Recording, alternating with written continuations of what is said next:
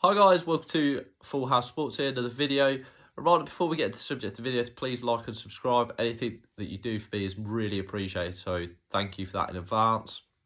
Give us a follow on Instagram, X, TikTok or Facebook. Like I say, our website is launching very soon, so anything that you guys do is much appreciated. I can promise you that you will not be disappointed when the articles come out. They are views, news and opinions from a variety of sports to help you stay on the ball. Talking of staying on the ball, yesterday I had the pleasure of going to Villa Park. I say pleasure, we'll get into that in a minute, to watch England play. I will say before I get into the video that I haven't been to Villa Park before, I've got to confess. Whenever Forest have played there, I've never been with Forest. I've got to say, I loved it as a ground.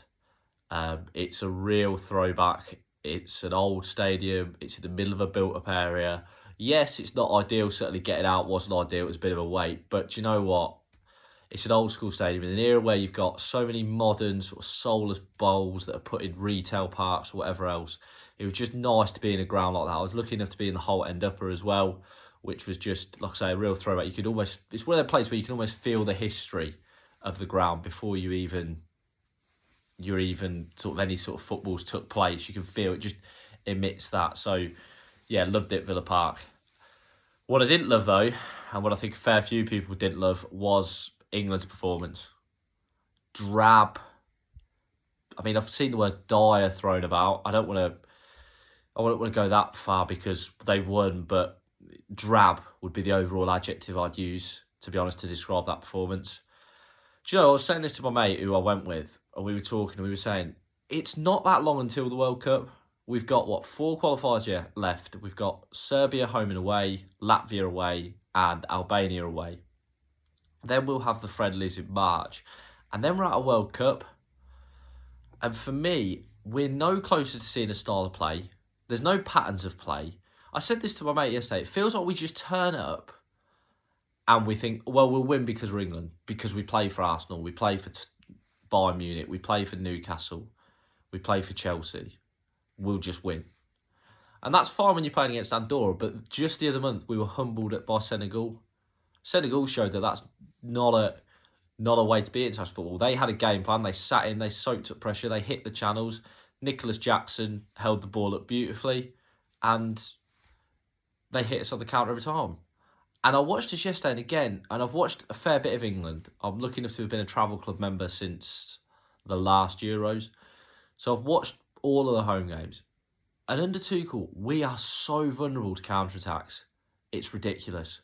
Because we sort of keep the possession in the final third or in the opposition half, but without really any substance. And I get this is the way of the modern game. You know, look after the ball. You don't want to take too many risks. But it showed yesterday, Reece James put a delightful ball in. And let's face it, we've got good crosses of the ball. Our fullbacks, you know, whether it's Reece James or Trent Alexander-Arnold, are renowned for being some of the best crossers in the world, in any position. And we're not utilising them. And when we did yesterday, we scored. And I feel like as well, we showed Andorra, and we've shown a few of these nations, far too much respect.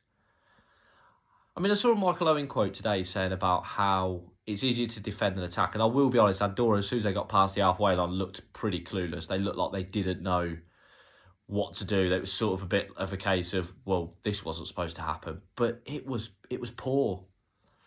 And I will admit now that I'm a Gareth Southgate. I was a critic of him throughout his reign, really. I think quite a few people were. But I am now starting to come to it of we sort of didn't know how good we had it, which is a bit worrying, really. You know, he got us to quarterfinals, semi-finals. I don't see England getting to a quarterfinal or a semi-final. Certainly not a final under Tuchel. Because, like I say, we look lost of an identity. We look lost of pattern to play, of a style. You know, with Spain, you know what you're going to get. They want to get the ball to Yamal. They want to get the ball to Nico Williams, who will then cut in, will then provide. They want to do that. We don't have that. We seem to keep the ball in wide areas. I thought Madueke and Rashford didn't have their best games. Marcus Rashford, I've watched him again for England a couple of times now. There's no end product. And I'm not one of these who wants to jump on the Rashford hate train because I like him. I like him as a player. But there's no end product. And you know, everyone stood on their feet in the early few minutes when he beat the defender, then he nutmegged another one. You thought, oh, here we go, we're back here. But it didn't take off, so to speak. Madueke is another one. He's explosive, he beats his man, but then he doesn't get the ball in the box. I know that probably at a tournament Saka will play, but I saw a stat yesterday as well. Noni Madueke hasn't registered a goal or assist in the Premier League since January 25th. Jared Bowen's got 14. Is it club bias? I don't get it. And as well, Madueke hasn't been playing for Arsenal. He's not been starting for his club. So how can you start him? I thought Eze, in a game where I'd have wanted him to take charge of the game, when I'd have wanted him to show why Arsenal spent 60 million on him, he didn't really do that. And that number 10 position is so hotly contested at the minute. You think we've got Cole Palmer who's injured, Bellingham can play there, Morgan Gibbs-White, who hasn't had a great start to the season, but I think will come on. Morgan Rogers, who did come on yesterday and I really rate a really good player. We've got a lot of competition in that, and I thought Eze yesterday didn't really control it or show what he could do. And against that level of opposition, that he needed to show more. Saying that, again, I do feel like he gets missed out a lot. I do feel like he's not always involved in the build-up. One man who I did think impressed a lot was Elliot Anderson. Obviously, I'm biased being a Forest fan, but I thought Elliot Anderson was first class yesterday. Yes, he didn't have much to do in terms of a midfield battle because Andor Olose was sat off him, but I thought he kept the ball recycling really well.